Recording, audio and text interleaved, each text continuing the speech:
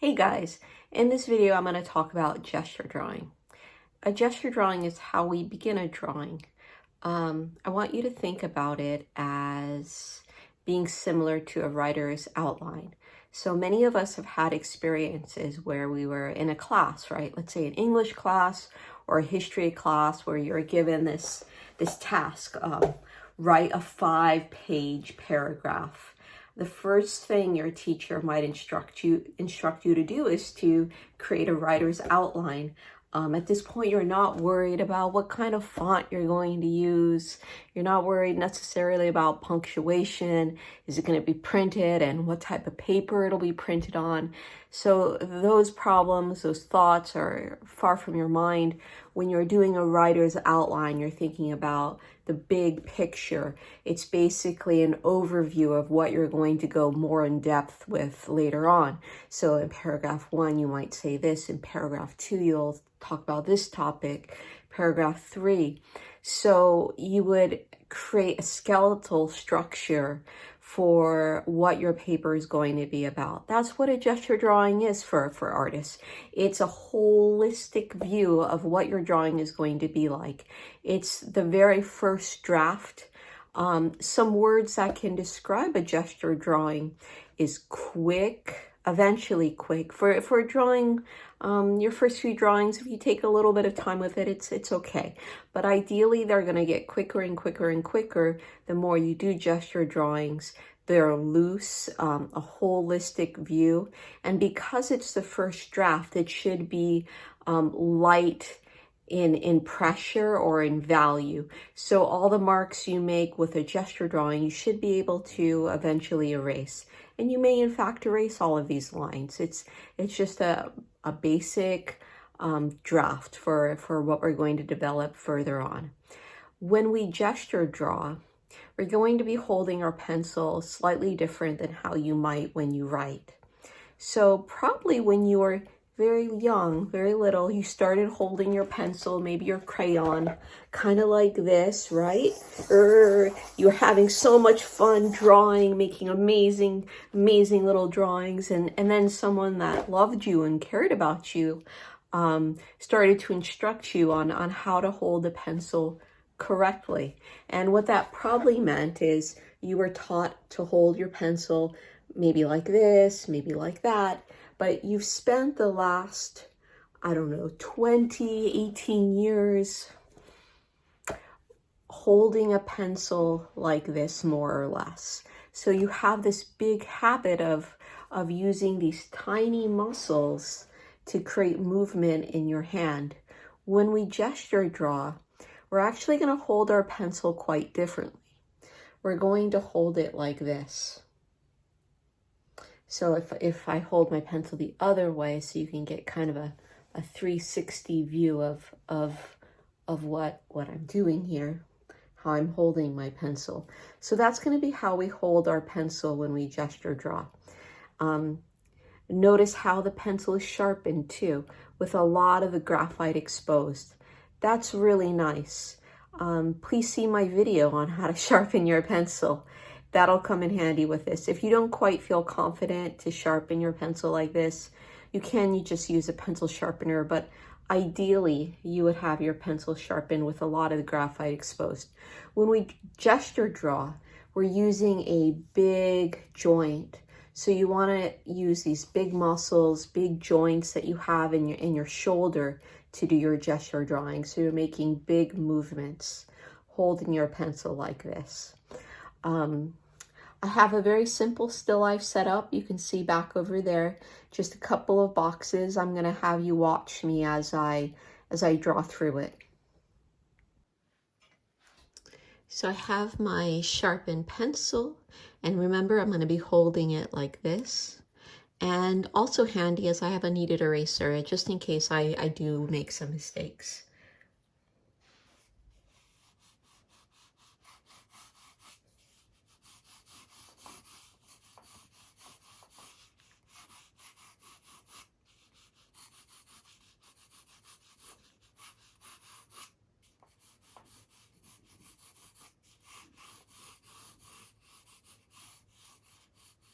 So as I'm drawing, I'm thinking, not doing any measuring, but I'm consciously thinking about what angle is that. And very importantly, I'm thinking about, okay, what is the distance like from here to where the box behind it begins?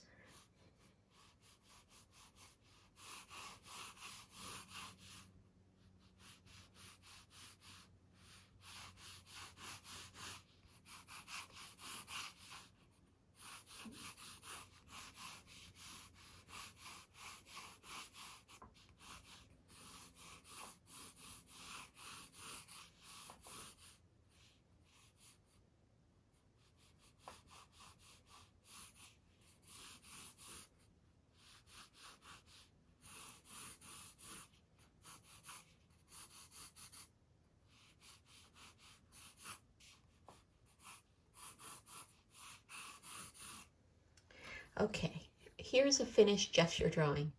Is it beautiful? I guess it depends what your definition of beauty is, but I'm going to say no.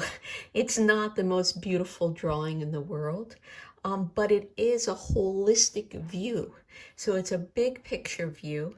And when I was drawing, I wasn't doing any kind of measuring, other than asking myself, what's the distance like from here to there?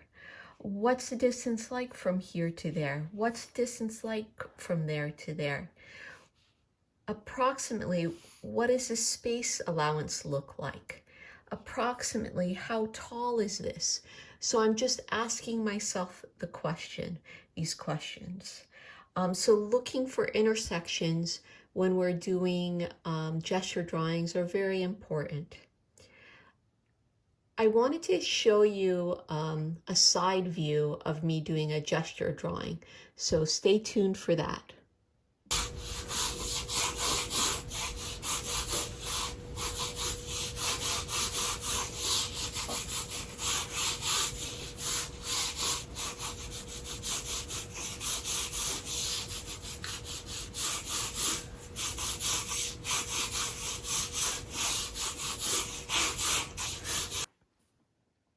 So some common mistakes that people make when they gesture draw. Probably the first one is trying to hold their pencil like a writing tool.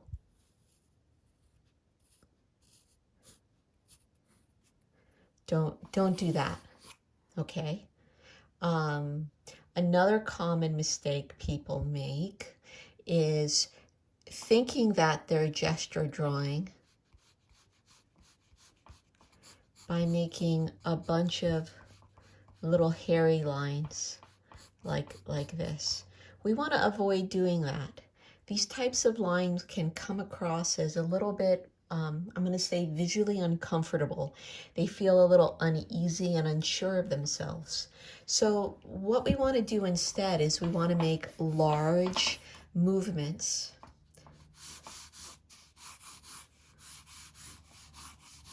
So if we're drawing and we need to do this and that and that and that to get it right, that's fine. We'll just at some point erase the lines that don't work or that are incorrect if we need to clarify. Something that can happen too, if you're working on an easel at home, if you stand too close to the easel, you may not be able to use your shoulder. So do make sure that you're standing or seated far away enough from the easel that you can really use your arm. Notice in the clipping of me when I'm showing you use of my shoulder, how the distance that I am from the easel, and I'm quite short. For reference, I might be like 5'2".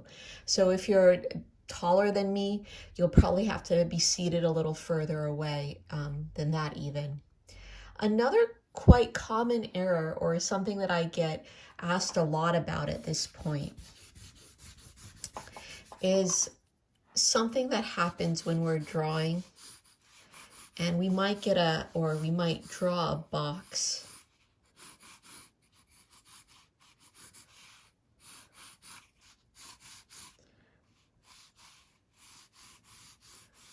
That looks like this. I'm going to call or say that this box feels like it's flipping forward, like it's coming forward. It's not quite sitting back in space very well. This is very common with the tops of boxes. So how do we solve that? Well, when this happens, when this problem happens, what we have to do is we have to think about flattening some of these angles. Maybe it's just 2 angles.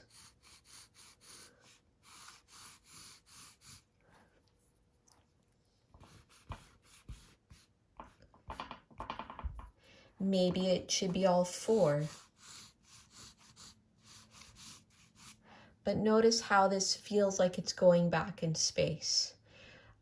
At some point in the gesture drawing, what I do is I always ask myself, what does it look like?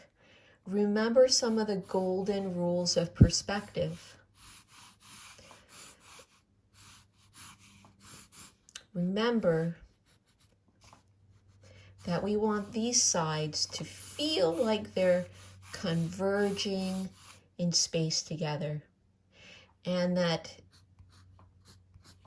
these sides, we also want it to feel like somewhere off in space, they would combine to form one point. So it's getting smaller as it goes back in space. These would at some point way off in the horizon line combine to one point. So that's an important thing to consider. Don't get obsessed with it. Don't get obsessed with being perfect.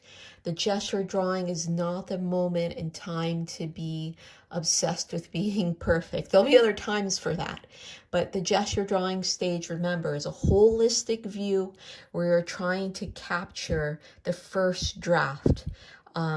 Getting too specific in the gesture drawing is also a quite common mistake. So try to avoid being too specific, too careful with your gesture drawing.